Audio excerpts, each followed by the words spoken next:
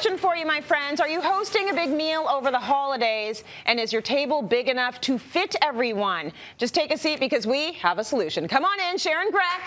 She's got the answer. Good to have you. So this is an issue I think a lot of us have, because we often get a dining table and it's for our little family. Yes. And then you have people come over and you think, okay, where are these people going to sit? Yes. Where are they going to eat? We all want to eat together. Well, that's it. I remember when I was a kid, we have a kids table, but we don't do that somewhere. I like my kids to be with us. Totally.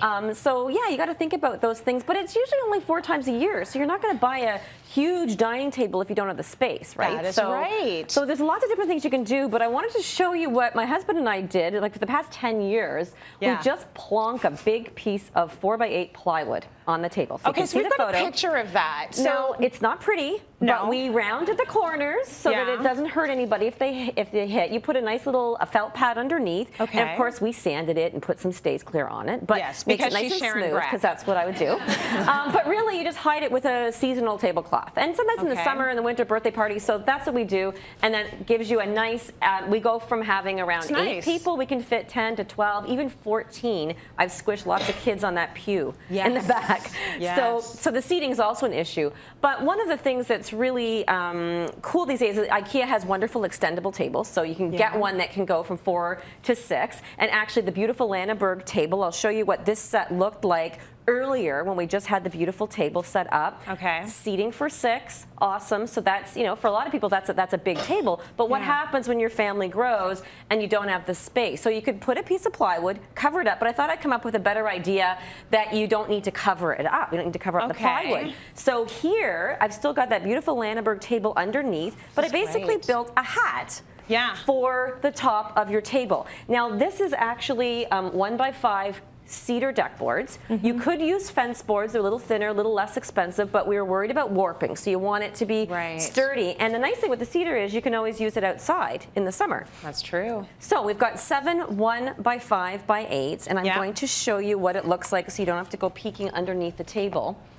But basically, you get your boards. You don't need any fancy skill saws or any big tools other than a drill, because you can get from the lumber store the 8-foot lengths, even 10-foot or 12-foot if you've got the space. So you can make it as wide as you want. Here I went just around 48 inches based on the size of the boards, but you could certainly extend it. But basically, you lay all the boards down on the floor, get an extra piece from the lumber store of the same material, and get them to cut it, like one cut. If it's an 8-foot, we cut it in half for 4 feet, and that basically supports underneath. So when we put this down, we've laid them all out, you get your piece going across, and you really just use your drill to screw in from underneath. So then when you lift that upside down, you're in good shape. And then when you want to dismantle this, I would probably label each board, because you might, if you don't have a big house, you might put 3 boards under one kid's bed and 2 under another bed. So when you need to bring them all back together for that time, you'll know how to put them together. But again, it's a very simple project. And these support pieces, you want to put them just on the outside of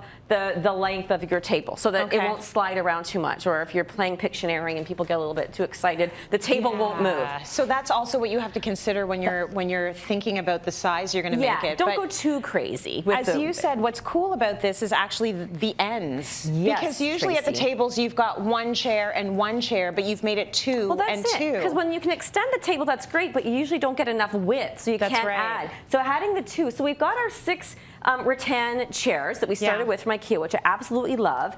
But then these really simple fold-up chairs are awesome because they've got a little hole in the back. You can store them hanging up on the wall when they fold up, so you can put them in the basement. And again, you can just bring them out whenever you need them. I like to alternate the chairs. They fit nicer that way too when you've got different sizes, because the rattan is a little bit wider. These are thinner. It looks kind of nice. And then another way to make it even a little bit more cohesive is to add some fun on the back. So seasonal right now, we've got cedar. I picked up these really little inexpensive letters from the craft store. Painted them rosy apple, my favorite Christmas red. Lovely. Add some cedar and some ribbon, and you can make sort of like your place setting or your seating arrangement, so you can make sure Uncle Harry isn't sitting next to Sue, and you know, do what you need to do. Do your politics. To keep Uncle Harry in check. Keep everybody under control. So again, for the colors though, I wanted to tie in with my, you can tell that I'm not ready for winter, so I'm kind of going a little beachy. I think it's just gorgeous though, because it's beachy, but it's still seasonally appropriate. Well, that's it. You just add some lights, and you've got this beautiful Buxton blue, which is actually one of the 2020 trend colors, which I'm absolutely loving right now. Add these really cute IKEA lights, which are, again, they're seasonal, but I see people using these all year round, which is really fun. So I incorporated those colors into the tabletop, and again, I didn't want to make it too seasonal, so you can bring this out at any time of the year. So we've got the cloud white, we've got the natural cedar, we've got the Buxton blue, and it's just a fun pattern. You could really paint anything. You could paint it solid. You can, you know, I love what you've done with the chairs, because the way that you have laid them out makes it look very intentional, and I think that's a lot of us think, okay, I don't want to take the fold-up chairs from the basement because they're just going to sit. They look like the fold-up chairs from the basement. Exactly. So if you put a little bit of decor on the back of each one and alternate them, it looks very intentional. Yeah, it doesn't take a lot. Yeah, it doesn't take a lot. So we went from 6 to 12. Excellent. Like, that's awesome. So dinner at your house then tomorrow, right?